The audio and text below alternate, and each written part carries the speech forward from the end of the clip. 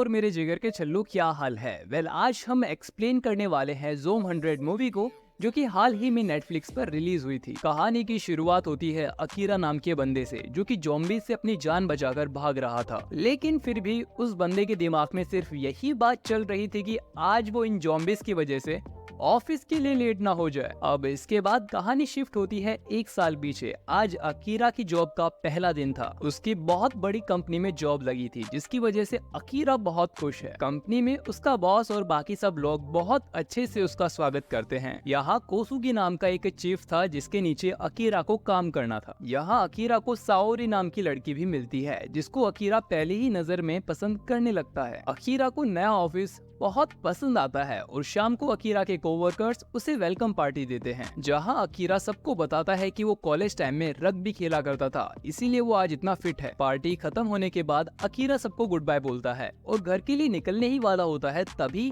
कोसुगी बीच में खड़ा होकर बोलता है कि हम सब अभी घर नहीं बल्कि ऑफिस जा रहे हैं। अब अकीरा को पता चलता है कि ये कंपनी अपने एम्प्लॉयज को इतना ज्यादा काम देती है कि कई बार रात को ओवर टाइम भी करना पड़ता है। अकीरा लगातार 2 दिन और 2 रातें काम करने के बाद घर जाता है। कई दिनों तक ऐसा ही चलता रहता है। कुछ लोग तो ऑफिस से घर ही नहीं जाते थे। वही कोसुगी बड़ा ही खड़ूस आदमी था, जो कि बात बात पर अकीरा पर चिल्लाते रहता था। अब एक दिन अकीरा अपने कॉलेज फ्रेंड केंचो से मिलता है। केंचो उसे एडवाइस देता है कि उसे अपनी जॉब छोड़ देनी चाहिए और अपने तौर तरीके से अपनी जिंदगी जीनी चाहिए। वही केंचो का काम बड़ा ही अच्छा चल रहा था और वो एक मॉडल को भी डेट कर रहा था। केंचो की लाइफ से अकीरा को बहुत जलन होती है, इसीलिए दोनों में फाइट भी हो जाती है। ऑफिस में सिर्फ साओरी थी, जो कि अकीरा से अच्छे से बात करती थी। इस जगह अकीरा की लाइफ नर्क बन चुकी थी, लेकिन उसमें जॉब छोड़ने की हिम्मत नहीं थी। क्या पता अगली कंपनी इससे भी ज्यादा टॉक्सिक हो। और धीरे धीरे अकीरा डिप्रेशन में जाने लगता है और उसका सुसाइड करने का मन भी करने लगता है।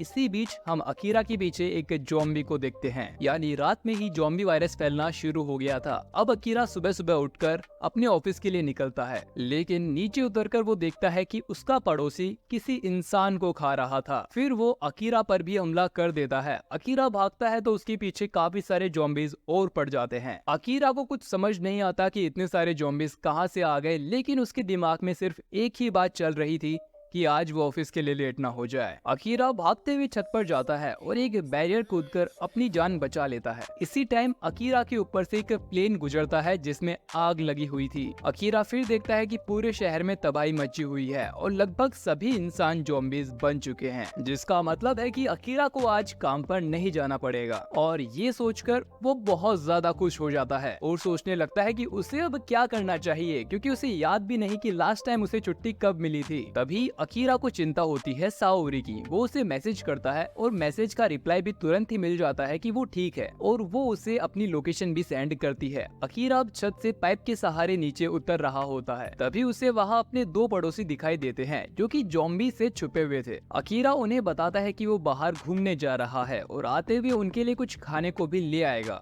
फिर अकीरा साइकिल पर बैठकर जल्दी से उस लोकेशन पर पहुँच जाता है, लेकिन साओरी के घर का दरवाजा खुला हुआ होता है। वो अंदर जाता है तो साओरी बहुत डरी हुई थी। तभी अकीरा को अपना बॉस दिखाई देता है, जो कि एक ज़ॉम्बी बन गया था। असल में साओरी का अपने बॉस के साथ अफेयर चल रहा था। अकीरा किसी तरह उस ज़ॉम्बी से बचता है और साओरी पीछे से आकर उसका सर फोड़ देती है, लेकिन अकीरा देखता है कि साओरी को भी ज़ॉम्बी ने काट लिया था और वो धीरे धीरे ज़ॉम्बी में बदल रही है और फिर वो अकीरा पर ही हमला कर देती है।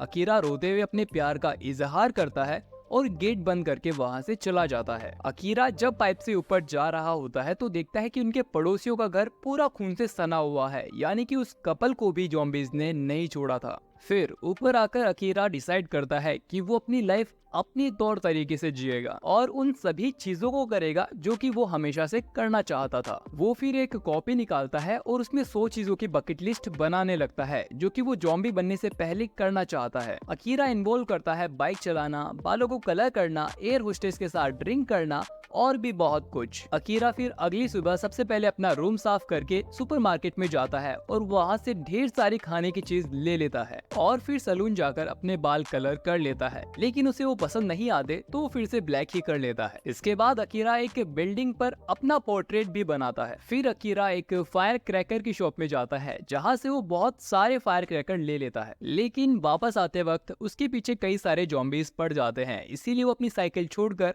एक बाइक से घर आने लगता है और फिर रात में एक टावर के पास जाकर अकीरा वो सारे पटाखे छोड़ देता है। एक दिन में अकीरा बहुत कुछ करता है और अब उसे एक आरवी वैन चलानी थी। अगली सुबह कैंपिंग करते वक्त वो देखता है कि उसका सॉस खत्म हो गया था, तो वो सॉसेज लेने एक स्टोर में जाता है जहाँ उसको एक लड़की मिलती है जिसका नाम होता है सिजुका और वो अकीरा को बहुत सुंदर लगती है। अकीरा उससे बात करने की कोशिश करता है लेकिन सिजुका कहती है कि उन्हें वही सामान लेना चाहिए जिसकी जरूरत है। तभी उन्हें बाहर एक आदमी की आवाज आती है। अकीरा अब उस आदमी को बचाने बाहर जाता है जिसकी वजह से बाहर से दो ज़ॉम्बीज स्टोर के अंदर आ जाते हैं, लेकिन सिजुका उन दोनों ज़ॉम्बीज को संभाल लेती है और यही हमें ये भी पता चलता है कि ज़ॉम्बीज साउंड का पीछा करते हैं। फिर सिजुका यहाँ से जाने लगती है तो अकीरा उससे कहता है कि उन्हें साथ रहना चाहिए। सिजुका उसे साफ मना कर देती है क्योंकि वो अकीरा जैसे लापरवाह इंसान के साथ रहकर खुद की जान जोखिम में नहीं डालना चाहती और अकीरा को दूसरों से ज्यादा पहले खुद की चिंता करनी चाहिए। ये कहकर सिजुका यहाँ से चली जाती है और शाम को अकीरा को अपने दोस्त केंचो की याद आती है और फिर वो उसको कॉल करता है। केंचो बताता है कि वो एक होटल में फंसा हुआ है जिस पर अकीरा कहता है कि वो उसे बचाने आ रहा है, जिस पर केंचो को बिल्कुल भी यकीन नहीं था। अब अगले दिन सुबह अकीरा बाइक लेकर निकल लेता है। उसको रास्ते में कई सारे ज़ॉम्बीज मिलते हैं लेकिन वो नहीं रुकता। होटल के पास पहुंचने के बाद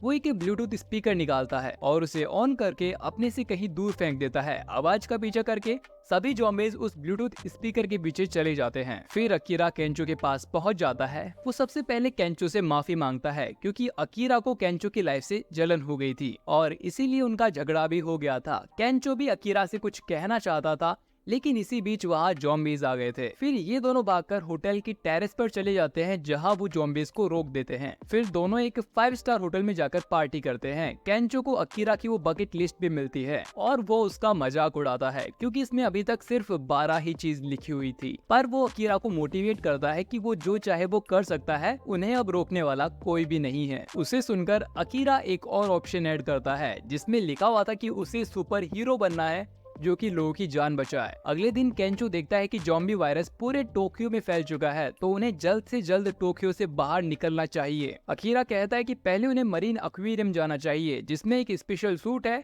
उसमें शार्क भी इंसान को नहीं काट सकती। तो अगर वो सूट उन्हें मिल जाए तो ज़ॉम्बीज उनका कुछ भी नहीं बिगाड़ सकते हैं। तो ये सोचकर वो दोनों वहाँ जाने का मूड बना लेते हैं, लेकिन पहले कुछ खाने का सामान लेने एक स्टोर में जाते हैं। स्टोर के बाहर अकीरा को एक आरवी खड़ी दिखती है जिसको चलाना अकीरा की बकेट लिस्ट में लिखा हुआ था। तभी यहाँ एक बस का एक्सीडेंट हो जाता है जिसमें बैठे लोग टोक्यो छोड़ने की ट्राई कर रहे थे। तभी अकीरा उन सबको बचाने के लिए स्टोर में बुला लेता है जिसमें एक बस ड्राइवर, 2 लड़कियां और सिजुका भी शामिल थी। इन्हें एक ऐसी जगह के बारे में पता है जहाँ ज़ॉम्बीज इनका कुछ नहीं बिगाड़ सकते हैं। वो लोग वहीं जाने की ट्राई कर रहे थे। उस जगह का नाम है मरीन एक्वेरियम जहाँ बहुत सारी मछलियाँ भी है तो उन्हें खाने की कमी भी नहीं होगी। जी हाँ, ये वही जगह है जहाँ अकीरा को सूट लेने जाना है। खैर, इस ड्राइवर के हाथ पर ज़ॉम्बीज ने काट लिया था जो कि वो किसी को भी नहीं बताता है। सिजुका बाकी दरवाजे चेक करने चली जाती है और अकीरा को फिर पता चलता है कि ये दोनों लड़कियाँ एयर होस्टेस है जिनके साथ ड्रिंक करना अकीरा की बकेट लिस्ट में था। ड्रिंक के दौरान केंचो इन दोनों लड़कियों को लेकर यहाँ से चला जाता है जो देख अकीरा को अच्छा नहीं लगता। फिर वो भी सिजुका से बात करने चला जाता है। वो अकीरा को समझाती है कि उन्हें इस सिचुएशन को हल्के में नहीं लेना चाहिए और हर जगह सतर्क रहना चाहिए। तभी ड्राइवर ज़ॉम्बीज में ट्रांसफॉर्म हो जाता है और ये दोनों यहाँ से खिसक लेते हैं, लेकिन केंचो अभी वही था। फिर ड्राइवर उन दोनों लड़कियों को ही काट लेता है। अब ये दोनों शटर खोलकर भागने की कोशिश करते हैं लेकिन सिजुका को तीनों ज़ॉम्बीज ने घेर लिया था। लेकिन केंचो और अकीरा एक कोने में कुछ फायर क्रैकर्स चला देते हैं जिससे डिस्ट्रैक्ट होकर सभी ज़ॉम्बीज उसकी तरफ चले जाते हैं और ये सब यहाँ से आराम से निकल लेते हैं और ये सब सीधा जाकर उस आरवी में बैठ जाते हैं। कुछ देर बाद अकीरा कहता है कि अब उन सबको साथ ही रहना चाहिए। सिजुका और केंचो इसके लिए मान जाते हैं। वो एक्वेरियम जाते हुए रास्ते में कई सारी मजेदार चीजें भी करते हैं जैसे सर्फिंग बोर्ड पर योगा करना, पैराग्लाइडिंग और जंगल में कैंपिंग और आखिर में ये सब एक हॉट स्प्रिंग में नहाने भी जाते हैं।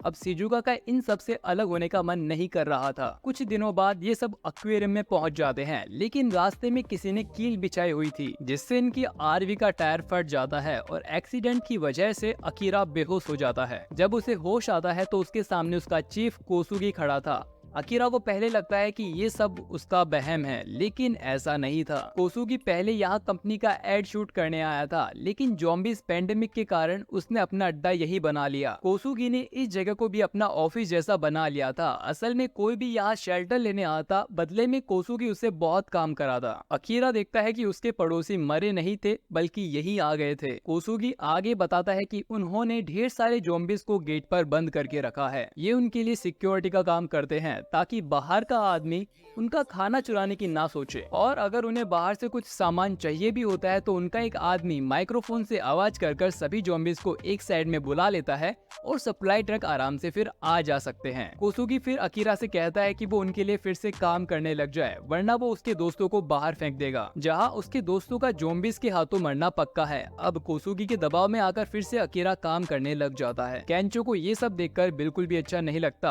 क्योंकि उन्हें खाना भी कम दिया जा रहा था, जबकि कोसुगी और उसकी टीम काफी अच्छा खाना खा रही थी। केंचो को अकीरा का पड़ोसी शांत करता है, क्योंकि अगर कुछ भी गड़बड़ होती है तो उनके साथ उन्हें भी बाहर फेंक दिया जाएगा। केंचो उस प्रेग्नेंट लेडी को देखकर शांत हो जाता है, लेकिन अगली सुबह सप्लाई ट्रक में गलती से एक ज़ॉम्बी आ जाता है। वही पड़ोसी शिजुका और केंचो को लेकर पार्किंग लॉट में आ जाता है और कहता है कि तुम इसमें से कोई सी भी कार लेकर यहाँ से जा सकते हो। इधर जैसे ही वो ट्रक अंदर आता है तो ज़ॉम्बी ड्राइवर पर हमला कर देता है। ज़ॉम्बी को अंदर देखकर चारों तरफ अफड़ा तफड़ी मच जाती है। उसी अफड़ा तफड़ी में सभी ज़ॉम्बीज़ एक्वेरियम के अंदर आ जाते हैं और इसी बीच हम देखते हैं कि एक शार्क कुछ ज़ॉम्बीज़ को खा लेती है और शिजुका अकीरा को बहुत समझाती है कि वो गुलामी की जिंदगी छोड़ उनके साथ चले और अपनी बकेट लिस्ट को पूरा करे। अकीरा को कल आ जाती है, वो कोसुगी को साफ मना कर देता है जॉब करने से, कि ऐसा काम करने से अच्छा तो वो एक ज़ॉम्बी बन जाए। तभी सभी ज़ॉम्बीज़ उस कमरे में आ जाते हैं। कोसुगी अपने ही साथियों को आगे धकेलकर भाग जाता है। वही अकीरा और केंचो सभी लोगों को लेकर एक सेफ कमरे में पहुंच जाते हैं, पर अकीरा को याद आता है कि कोसुगी बाहर ही छूट गया है, तो वो दोनों कोसुगी को बचाने बाहर जाते हैं। तभी एक शार्क